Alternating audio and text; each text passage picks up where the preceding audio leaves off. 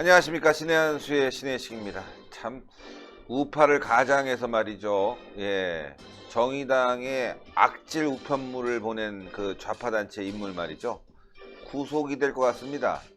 근데 또 모르죠. 예, 구속 안 되는 경우가 많죠. 좌파들은 지금 뭐 기자회견까지 하고 난리가 났는데 이 이야기 한번 해보겠습니다. 이와 관련해서 환경연구 애국순찰팀 단장 모셨습니다. 안녕하십니까? 네, 맞습니다. 예. 지금 영등포 뭐 경찰서 구속 안 될 가능성도 있는 거 아니에요? 당연히 예. 뭐 구속되기는 오히려 더 될 가능성보다 안 될 가능성이 더 높죠. 그렇지만 중요한 것은 지금 진보 단체 이 대진연이라고 하는 대학생 진보연합 이 아주 여러분들 극좌 성향이고 특히나 이 종북 성향 뭐 백두칭송위원회 그리고 심지어 야당 의원의 의원 사무실까지 쳐들어와서 난리를 폈던 이러한 대학생 운동권들인데 이 대학생 운동권 조직이 어떻게 된 일인지 지금 정의당 같은 진보 계열이라고 할 수 있는 정의당에 그것도 원내대표인 윤소아 의원의 사무실에 이러한 소포 협박을 했다. 잡고 보니까 대진연이다. 이게 우리 국민들에게 상당히 지금 충격적인데 대진연에서는 그렇게 얘기합니다. 검찰과 경찰이 우리 대진연을 공격하기 위해서 무리한 탄압을 벌이고 있다. 진보 세력을 이간질하고 있다. 이건 좀 납득 안 가는. 진보 세력을 이간질하고 있다. 경찰과 검찰이 무엇 때문에? 특히나 윤석열 검찰총장이 이제 등극을 했는데 이건 좀 납득하기 어려운 대학생 진보연합 측 주장이라고 봐진다면 지금 영등포 경찰서에서 좀 전에도 말씀드렸지만 구속영장을 청구했어요. 여기에 보면 사안이 아주 중대하다. 중하죠. 왜냐하면 집권당 민주당에서 정의당에서 더 나가서 국회의장까지 뭐 지금 발벗고 나서서 말이죠. 이 문제에 대해서 지난 7월 1일 날 있었던 일인데 절대로 간과할 수 없는 중차대한 일이다. 이건 말이죠. 예, 이렇게까지 얘기했던 그러하기 때문에 그런지 모르겠지만 경찰이 지금 즉각적으로 영장 청구를 구속영장 청구를 했는데 사안이 중하고 도주와 증거인멸의 우려가 있다. 이렇게 지금 명시하면서 지금 구속영장을 청구했는데요. 이 사건 여러분들 아시겠지만 본래에는 우리 구구단체, 뭐 구구, 우파 이렇게 겨냥하면서 본인인 윤소아 의원 자체도 본인도 그런 얘기를 했어요. 정치권에서의 막말과 국민 편가르기에 혐오스러운 행위가 극우 세력들에 의해서 이런 일이 자행되고 있다. 아주 단적으로 우파라고 딱 지목했거든요. 네. 이 윤소아, 이 피해자라고 말하는 윤소아 의원 자신이 아주 직접적으로 이 우파 성향의 조직이나 사람이 한 짓이다. 이렇게 단정적으로 얘기했는데 지금 경찰이 주도적으로 면밀히 수사해서 CCTV 동선을 확인하고 해서 범인을 잡았는데요. 그도 그럴 만한 것이 태극기 자결단이다. 이렇게 해서 소포를 보낸 거예요. 거기에는 여러분들 커터칼 그리고 이제 죽은 새의 사체 뭐 이런 것을 보내면서 명의를 태극기 자결단이니까 누가 봐도 좀 우파 성향이겠죠. 그러니까 이것은 이 대진연에서 주장하는 대로 검찰이나 경찰이 진보 세력을 이간질하려고 그런 게 아니라 여러분들 명확히 밝혀진 거죠. 태극기 자결단의 명의로 보냈다는 건 뭡니까? 그만큼 국민들로부터 우파, 태극기에 대해서 나쁜 인식을 심어주기 위해서 이건 조직적으로 대학생 진보연합이 이 일을 벌였다. 이것은 지금 드러난 사실이거든요. 그러니까요. 급기야 이제 구속되게 생겼으니까 한다는 얘기가 검찰과 경찰이 무리한 탄압 수사를 하고 있고 진보 세력을 이간질하는 거다 이렇게 둘러대지만 이미 이 7월 1일 날짜에는 분명히 태극기 자결단이라는 이름의 명의로 보냈고요. 대학생 진보연합이라고 하지만 여러분들 이 붙잡힌 사람 유모 씨라는 사람인데 나이가 우리 나이로 37세가량 된 사람입니다. 그러니까 여러분들이 혹시 생각할 때에는 이 대진연 백두칭송 뭐 위원회 백두친성 위원단 뭐 이런 걸 만들어 갖고 말이죠. 광화문에서 세종 문화회관 근처에서 여러분들 아시다시피 계단에서 뭐 김정은 만세를 외치고 이랬던 어린 10대 20대 초반의 학생들을 연상하는데 이번에 붙잡힌 사람은 무려 40세에 가까운 나이다. 이렇게 지금 보시면 청장년층 뭐 이렇게 학생 그러니까 대진연이라고 하면 학생은 아닌 겁니다. 뭐 과거 386들 그렇지. 그 이후 세대, 요 이후 세대가 지금 이렇게 대학생 조직에 침입해서 그렇습니다. 예. 선동하고 있는 것이 아닌가. 맞습니다. 근데 효율적으로 우파를 이간질하겠다, 네, 우파를 그렇죠. 망신 주겠다, 네. 이런 활동을 벌인 거 보면 이 사람들의 의도는 너무나 명백한 것 같아요. 네, 맞습니다. 지금 지적 아주 정확히 하신 거죠, 신 대표께서. 연령으로 봤을 때는 지금 본래 지금 현재 현역에 있는 우리 학생들의 나이가 아니고 그보다 훨씬 뭐 삼촌뻘 되는 이러한 나이의 인물들이 실질적으로 우리 대학생들의 운동권에 이미 이렇게 많이 포진되어 들어가서 핵심적인 중추적인 역할을 하고 있다는 것을 이참에 우리가 확인할 수 있었고요. 특이한 사항은 그렇습니다. 태극기 자결단의 명의로 윤소아 의원에게 이 협박을 했다. 이 소포에 여러 가지 위험물을 이런 걸 보냈다 그러는데 내용이 있었지 않습니까? 여러분들 거기에 보면은 협박 문구라고 하는 그 소포에 들어있는 내용 문구를 보면은요. 이것을 우리 국민들이 어떻게 받아들여야 되느냐, 이것을 단순 협박으로 봐야 되는 거냐, 아니면 사실에 입각한 문제제기냐. 비록 대학생 진보연합이지만 무슨 내용이 있냐면요, 윤소아 정의당 원내대표에게 한 얘기입니다. 민주당 이중대 앞잡이다, 이렇게 얘기했어요. 민주당 이중대 앞잡이다. 그 다음에 문재인 좌파 독재의 홍위병이다, 이렇게 얘기했거든요. 이렇게 해서 비난을 했는데 이것을요, 정말 허무맹랑한 공갈 협박의 문구인지 아니면 우리 국민들 다수가 정의당을 향해서 문제 제기하는 그러한 내용이 내포되어 있는 건지 내포되어 있지 않느냐. 이게 보면은요, 민주당 이중대의 앞잡이, 이거는 흔히 우리 우파 단체들에서 정의당에 향해서 비난할 때 사용됐던 그 워딩도 들어가 있거든요. 그리고 문재인 좌파 독재, 문재인 좌파 독재에 대해서는 다수의 국민들이 동의하거든요. 그래서 그래서 대진연의 이 문구가 단순 협박, 공갈, 뭐 위협 이러한 문구인 것만은 아니다라고 얘기하는 또 한편의 이 우파 성향의 또 조직, 또 단체 분들이 계시거든요. 대진연이 비록 그런 나쁜 짓, 협박의 소포를 보낸 건 법적으로도 무조건 용서받을 수 없는 죄다라고 하면서 그 안에 들어가 있던 내용, 글귀, 민주당 이중대 앞잡이, 그리고 문재인 좌파 독재 홍위병, 이것은 정의당이 한 번쯤 되새겨봐야 되는 거 아니냐, 또 그렇죠. 이렇게 얘기하는 분들도 계시다는 겁니다. 하여튼 뭐 우파 내부에 이런 간첩들이 들어와 있을 가능성이 많기 때문에 그렇죠. 우리가 조심해야 돼요. 이 기사를 그렇게만 볼 게 아니라 말이죠. 맞습니다. 우파 내부의 분탕들 너무 많은 것 같아요. 지금 요즘 보면 말이죠. 심각해요. 심각한 수준입니다.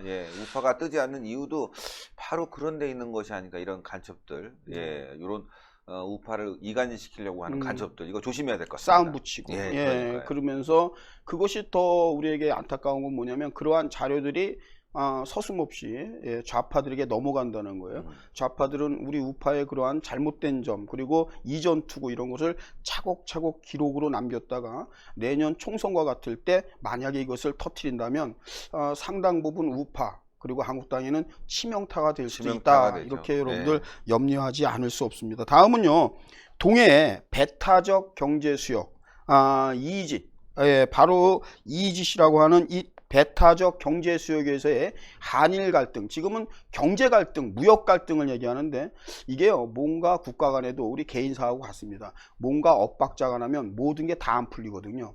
사안마다 지금 일본하고 부딪히는 것 같습니다. 이 논란의 중심에는 과거 김대중 정권에서 있었던 한일 어업협정도 무관치가 않거든요. 그렇죠. 그런데 지금 한일 경제 갈등에 비추어서 지금 마찰이 예상되고 있는 가운데 지금 그동안 충돌이 잦았습니다. 이 배타적 그 경제 수역의 이짓 접경 지역에서 서로 우리 영해다 이게 어제 오늘은 일만은 아닌데 일본하고 한국하고 일본이요, 사이가 좋을 때는 별반 문제가 안 돼요. 그런데 반드시 이 북한하고 관계처럼 양국이 관계가 악화되면 그것을 이유로 인해서 일본 측에서든 우리도 마찬가지겠지만 특히 일본에서는 이 순시선, 이 해역을 순시하는 이 순시선을 대폭 증강한다 이거예요. 대폭 증강하는데 이렇게 되면은 납포 가능성이 높아집니다. 우리 어선이 정상적인 조업을 하더라도 이게 영해 침범으로 일본 순시선에 의해서 납포되는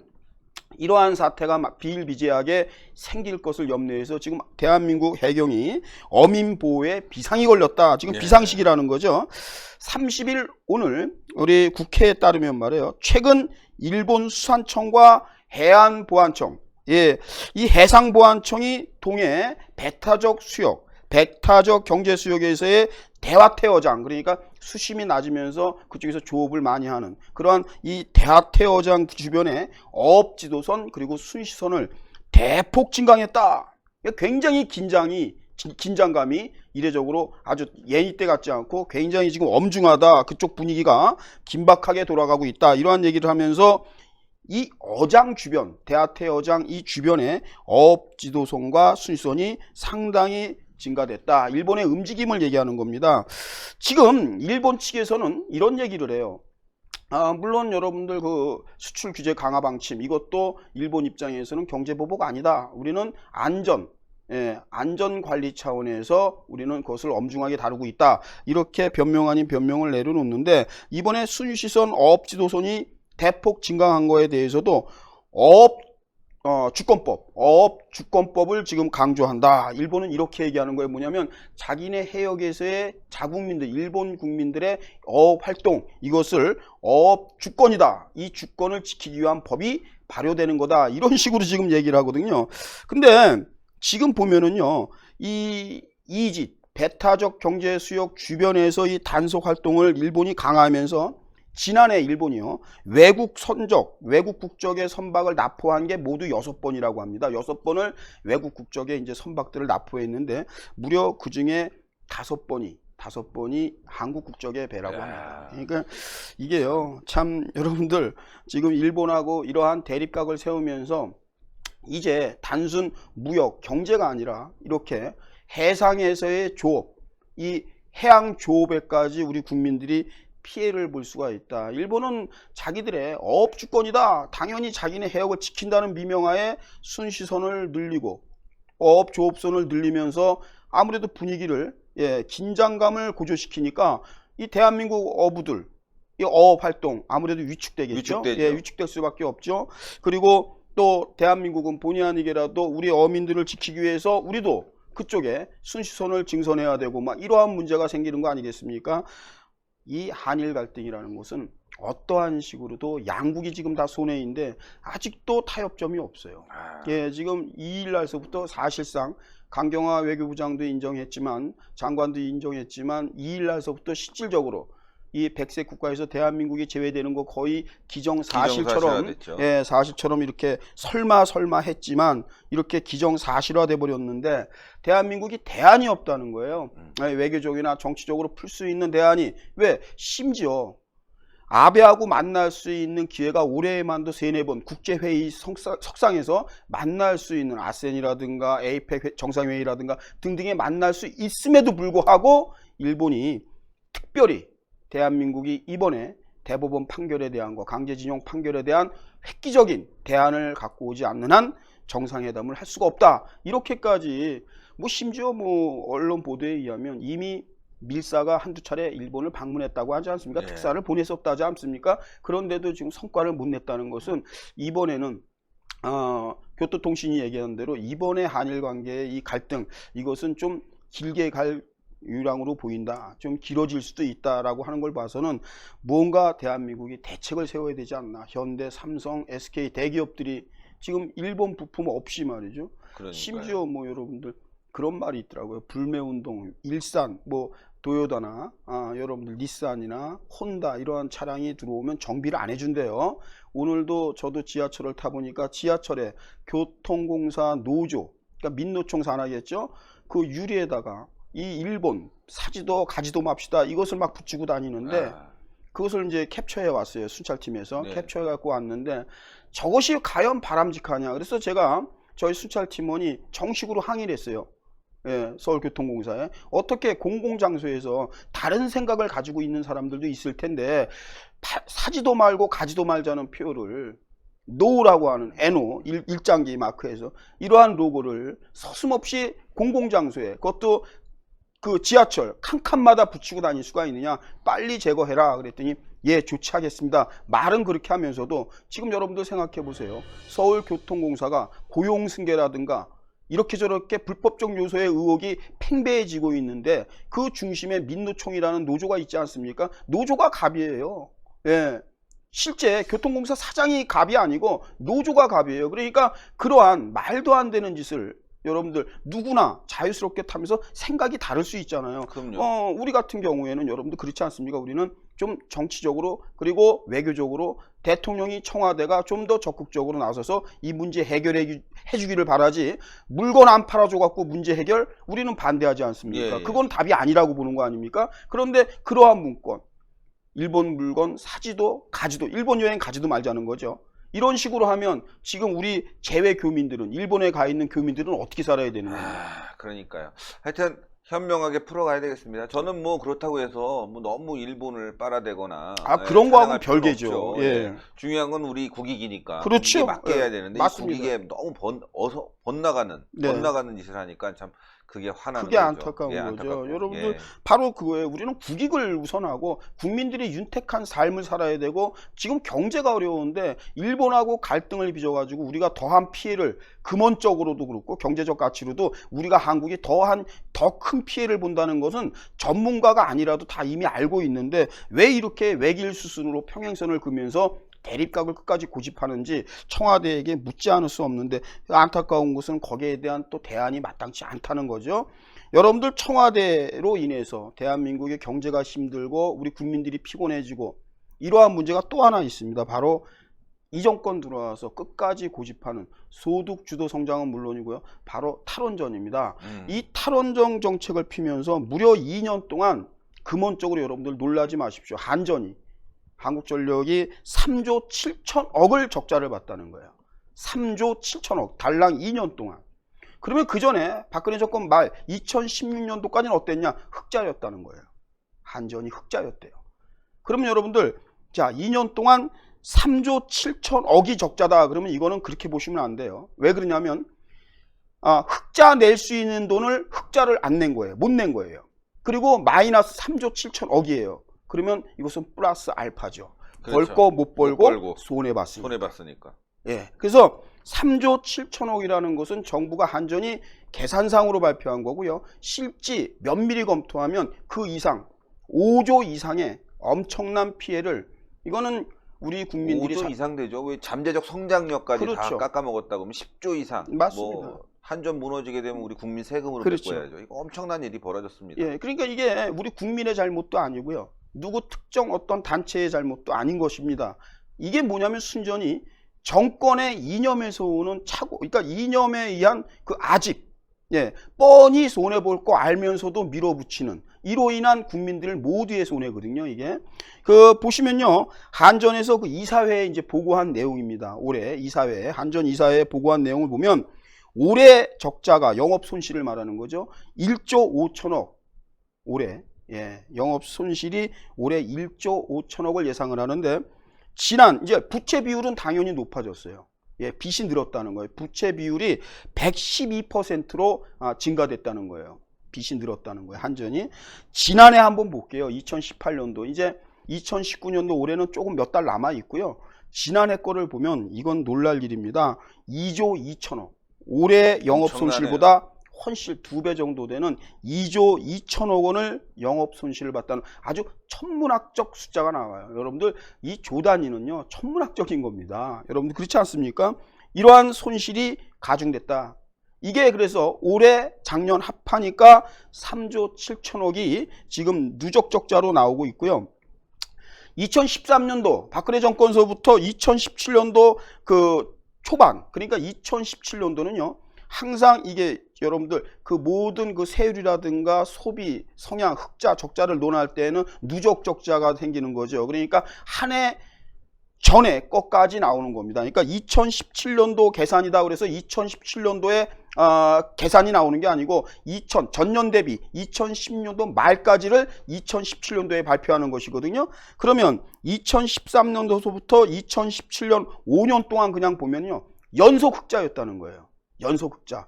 자, 2017년도 몇 월 달에? 5월 달에 등극합니다. 5월 9일 날 문재인이 등극을 해요. 그러니까 2016년도에 그대로 원전 가동이 유지되어 오죠.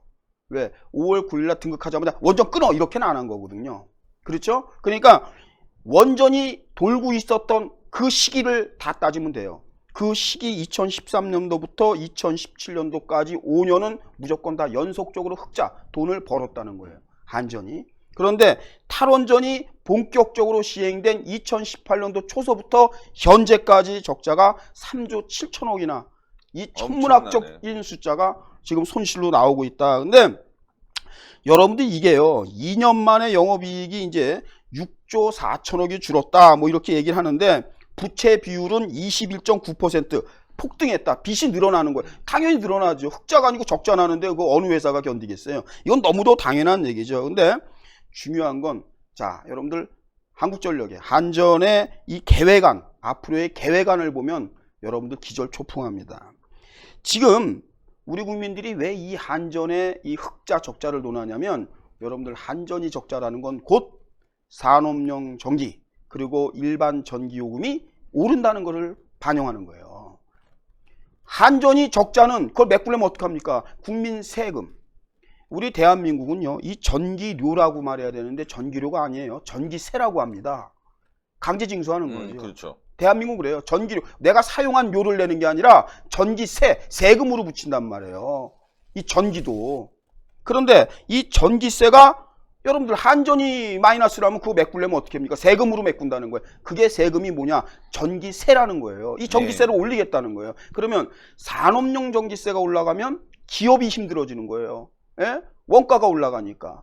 우리 일반 국민들, 여러분들 가뜩이나 그 가계 부채가 늘어나고 있는데 이렇게 세금, 크고 작은 세금들까지 올라가는데요. 이 놀라운 게 뭐냐면 올해 7조 6천억을 투자했습니다. 한전이.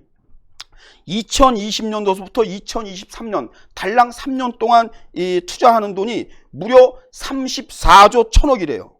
3년 동안 34조 1천억이 이제 투자 계획으로 잡힌 거예요. 그러니까 이게 무슨 얘기냐면 영업 손실은 계속되는 거예요. 적자는 계속 이루어지고 있는데 탈원전을 하니까 신재생 확대 사업은 계속해야 돼요. 아하. 신재생 해야죠. 뭐 여러분들 아시는 뭐 태양광, 하력발전소가 미세먼지의 원인이다 이렇게 진단하면서도 하력발전소 올해도 늘렸어요. 3개에서 4개. 네. 말은 그게 원인이다. 석탄 떼니까 거기서 미세먼지 나온다 라고 얘기하면서 중국만이 다 원인은 아니다. 이 정권이 그렇게 얘기했거든요. 그러면 하력발전소 없애야죠. 네. 그게 원인인데 그래도 늘립니다. 왜? 고육지책이죠.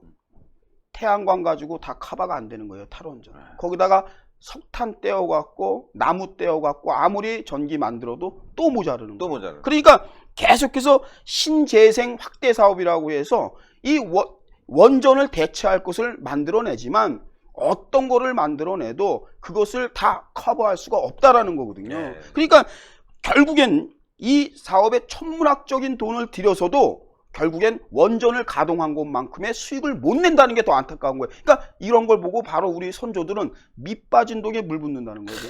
맞아요. 계속. 아니 뭐 탈원전 해갖고 태양광하고 풍력하고 이걸 어떻게 원전하고 메꿀 수 있겠습니까? 그렇습니다. 예. 네.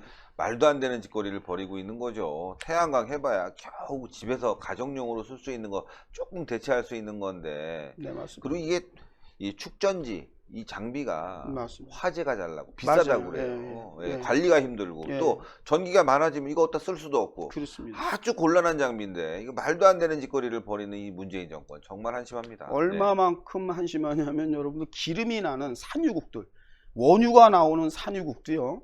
원전을 가동하고 원전을 줘요, 지금. 그렇죠. 기름이 나오는 나라에서도 원전을 줘요. 근데 기름 한 방울 안 나오는 생각해보세요. 대한민국이 원전을 짓는 이 산유국들 어떤 나라죠? 태양이 넘쳐요. 사막이잖아요. 맞아요. 그럼 거기 사막에다가 그러네요. 더 좋지. 예, 우리처럼 맞습니다. 다 산 깎고 예, 뭐 하고 할 예, 필요 나무 없이. 벨 필요 없고. 예, 거기다 예. 다 태양열, 다 축전지 뭐 다 만들지. 그러게 말이에요. 근데 그 사람도 그거 안 하잖아요. 그 왜 안 예. 할까요? 그거 거기 뭐 사막은 놀아요 또 게다가 그러니까. 태양광은 매 비도 안 내리고. 그러게 말이에요. 예, 비추는데. 그 사람들은 뭐 머리가 모자라서 생각이 없어서 안 만들까요? 아니면 뭐 알라신이 못 만들게 해서 안 만드는 걸까요? 정말 이해할 수 없는데 지금 그러네요. 입지 조건은 오히려 태양광 판넬을 태양광을 사막에다 세워놓으면은 더 그리고 오히려 더 좋은 게 있어요. 사막에다 세웠어. 거기 또 밑엔 기름이 있잖아요. 뭐 예를 들어 비도 안 내리지만 설령 녹이 슬었다고 해갖고 거기서 중금속이 좀 떨어졌다고 수은이나 뭐 해서, 이런 게. 그 커다란 피해가 별로 없거든요. 그러네요. 예. 사실은 사람이 사는 곳에는. 근데 맞습니다. 그 사람 그거 안 하고 원전 세우겠다는 거 아닙니까? 얼마나 한심한 정보인지 그냥 답이 나오는 거예요. 정말 안타깝습니다. 이 탈원전이 정말 잘못되었고 탈원전 때문에 우리 국고가 손실되고 또 경제가 위축되고 또 탈원전이라는 최고의 1등 그 원전 기술을 가지고 있는데도 우리는 포기하고 자기는 문재인은 또 밖으로 나가면서 40년 동안 우리 사고 한 번 안 났습니다. 이렇게 안전합니다라고 세일즈를 하는데 국내에 들어와서 왜 탈원전 합니까? 그랬더니 안전 때문이랍니다.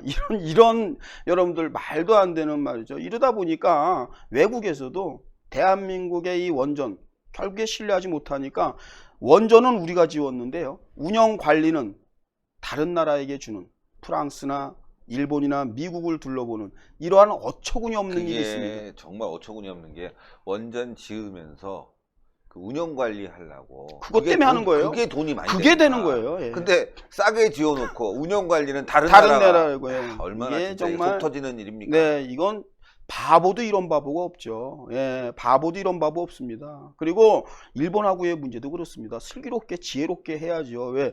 일단 부딪혀서 데미지가 우리 쪽에 더 많을 때에는 뭔가 전략이 필요한 거고. 그러니까 통수권자 아닙니까? 그러니까 국가 원수 아니에요.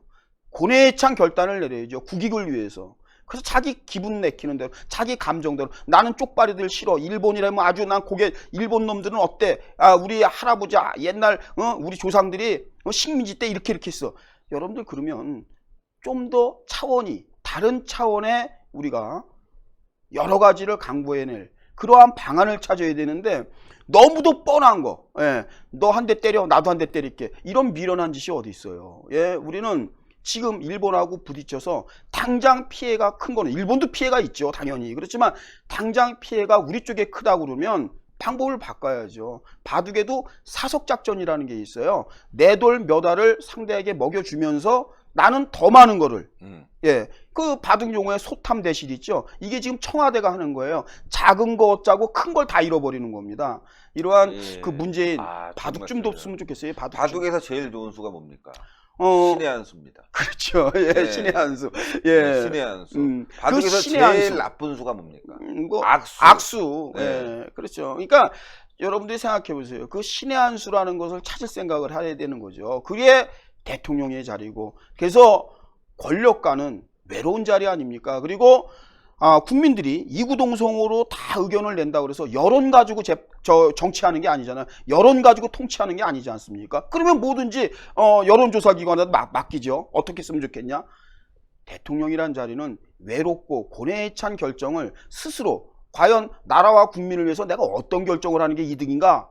당장 코앞에서 자기의 지지 기반들에게 설령 욕을 먹더라도 길 멀리 내다보고 이 나라를 위해서 고뇌에 찬 결단을 내려야 되는데 뭐 신의 한 수도 안 나오고 또 하는 짓마다 그 악수가 자꾸 나오고 그러니까요. 예, 이러다 보니까 국민들도 그만큼 청와대에 대해서 신뢰가 무너지는데 끝으로 짧게 국회 소식 한번 전해드리면요. 예, 예. 네, 여러분들 운영위가 이제 또 재개되고 여야가 전격적으로 합의를 했다. 그래서 1일 날서부터 국회가 이제 가동을 하는데 사실은 6월 회기가 지난 19일자로 해서 사실 이제 회기를 넘겨버리면서 추경이 문제가 됐죠. 청와대 문재인은 계속해서 돈 추경 돈 달라고 손을 벌리고 있고 또 우리 한국당 야권에서는 해야 될 일이 많다. 경제청문회도 해야 되고 국정조사도 해야 되고 그거 다 양보해 버렸어요. 양보한 건지 못한 건지 모르지만 예, 이 지금 분위기는요. 한국당이 여당이에요. 집권당이에요. 집권당 모두가 모든 권력을 다지고 있는 당에서 오히려 보듬어서 가야 되죠. 야권을 자꾸 설득하고 그래서 국정 운영을 함께 이끌어 가야 되는데 지금 완전히 거꾸로입니다. 모든 게 뭐 문재인을 만나러 가는 것도 제1야당 대표가 양보를 합니다. 뭐든지 조건 없이 수용한다. 그게 만나러 갔어요. 근데 우리가 걱정했던 대로 들러리라고 다 판명이 됐어요. 이 정도 되면 청와대와 집권당이 뭔가 좀 반성을 해야 되는데 이번 국회 일정에서도요. 지금 추경 이것 때문에 발버둥 치고 있는 집권당인데 우리 한국당이 또 양보를 했답니다.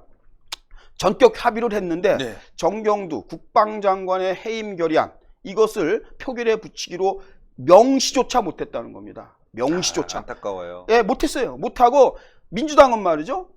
참 꿩도 먹고 닭도 먹고 다 먹는 거예요. 여러분들 이런 거는 대한민국 건국 이래에 없었던 여야의 모습이 지금 자행되고 있습니다. 정말 안타깝습니다. 그런데 언론에서는 좋게 말하면 양보예요. TV조선은요, 양보를 너무 많이 하니까 그 양보라는 표현을 쓰기가 부끄럽답니다. 지금 논평이 그렇게 나와요. 왜냐하면 양보라는 것은요, 많이 가진 자가 하는 겁니다. 집권당이 양보하는 건 봤어도 지금 여러분들 정권을 빼앗기고 있고 청와대와 집권당에 대해서 견제, 감시를 해야 되는 야권에서 뭘 양보한단 말입니까? 이거는 국민의 뜻하고 반하는 거거든요. 결국엔 지금 안보가 빵빵 뚫려 있고 삼면, 우리나라 영공, 영해 다 뚫려 있죠. 지금 주권 국가로서 지금 채통이 말이 아니죠. 그런데 이 국방장관에 대해서 임기 얼마 안 남은 이 국방장관, 이 정경두 해임 결의안까지도 이렇게 관철시키지 못하고 오히려 오늘부터 지금 시작됐죠. 외통위원회 지금 열렸죠. 내일 국방위원회, 운영위원회. 명분은 그래요. 대승적 차원. 아주 뭐 제일 많이 쓰는 게 야당이 하죠. 황교안 대표께서도 이번에 청와대 갈 때 대승적 차원 그리고 국가의 안위 때문에 모든 조건 없이 문재인을 만나러 간다. 근데 만났는데 문재인은 단 한 건도 황교안 대표의 외교 안보 그리고 일본 문제에 대해서 요만큼도 귀 기울여지지 않았다. 그게 들러리 소리를 들었죠. 이번에 국회에도 나경원 원내대표가 국방위 운영위를 통해서 국가 안보에 대해서 따져 묻겠다. 뭐 정의용 안보실장 당연히 나올 것이고요. 노영민 비서실장 나올 텐데 벌써부터 들리는 얘기는 결국엔 추경을 위해서 여야가 전격 합의했고 결국 오늘 내일로 추경 통과가 예상되는데 이 추경도 여러분들 놀랄 일입니다. 상임위를 거치지 않는 추경이 될 거예요. 이건요, 대한민국 국회의 망신입니다. 대한민국 국회가 본연의 임무가 뭐예요? 예산심의예요. 나라의 돈, 국민 세금. 그런데 상임위를 거치지 않고 여야, 바른미래당까지 해서 7명의 의원들과 그리고 정부 관계자 몇 명이서 예산결산위원회를 통해서 수덕수덕해서 이 추경이 지금 될 요량으로 거의 언론들은 추경 때문에 국회가 다시 연다라고 이렇게 이구동성으로 방송하는 거 보니까 정말로 안타깝고 이거 이렇게 되다가 말이죠. 이 추경을 왜 우리가 신의 한 수도 걱정하고 한국당 의원님들도 걱정했는데 내년 총선에 들어갈 돈이 이 추경에 포함되지 않느냐 계속해서 우리 신의 한 수도 걱정했고 한국당 의원님들도 걱정을 해서 이걸 계속 무려 90여일을 지금 석 달을 끌어온 거예요. 청와대는 석 달 전서부터 추경해달라고 그랬던 것을. 근데 정말 어찌 보면 허무하게도 이 추경 심의 아닌 심의를 이번 국회 회기에서 이루어지지 않나 이러한 안타까운 소식이 있습니다. 네. 자, 내일 또 행사가 있다고 하는데 그 행사 좀 소개를 맞습니다. 해주시죠. 여러분들 그렇지만 국민의 소리를 내기 위해서 저희가 지금 국회를 13번째 찾아갑니다. 국회의사당 정문 앞에서 우리 국민의 함성을 애국수찰팀과 애국민들이 비례대표 이제 그만 비례대표 그리고 국회의원 정족수를 줄여야 된다. 그리고 지금 끌려만 가고 계속해서 양보만 하는 우리 한국당 좀 우리 국민들이 지켜주기 위해서 우리 한국당 좀 괴롭히지 좀 마라. 패스트트랙을 몸으로 막았다는 이유로 59명을 지금 검찰이 윤석열이가 수사 대상에 올려놓고 경찰이 지금 계속해서 부르고 있는데 우리 한국당 의원들에 대해서 정치 행위에 대해서 탄압하지 말라는 그러한 국민의 함성의 기자회견이 내일 있습니다. 난 12시 정오부터 있습니다. 많은 분들이 함께 해주시는 거 아는데요. 여러분들 한국당이 이렇게 힘들게 그리고 뭔가 우리 마음에 들지 않는다 할수록 그럴수록 우리가 좀 더 적극적으로 간섭을 해야 될 것 같습니다. 한국당을 위해서 여러분들 응원해 주시기 바라겠습니다. 예, 내일 오후 12시 정오입니다. 네. 정오. 네, 맞습니다. 여러분들도 많이 참여 부탁드리겠습니다. 자, 오늘도 고생하셨고 내일 9시에 환경부의 시사창고 열립니다. 많은 시청 여러분들 부탁드리겠습니다. 네, 고맙습니다. 대단히 감사합니다. 네, 감사합니다. 참 답답하긴 하지만 그래도 뭐 잘 될 거라고 믿고 또 계속 책찍질을 해야 되지 않겠습니까? 뭐 어쩔 수 없습니다. 그렇다고 뭐 어디처럼 계속 욕할 수 있는 입장도 아니다 보니 자, 내년 총선 때까지만 좀 참아봅시다. 이겨보자. 근데 이거 좀 하는 짓거리 보니까 말이지 답답하네. 자, 여러분들 구독 버튼 눌러주시고 추천 버튼 댓글로 많은 성원 부탁드리겠습니다. 대단히 감사합니다. 네, 고맙습니다. 네, 수고하셨습니다.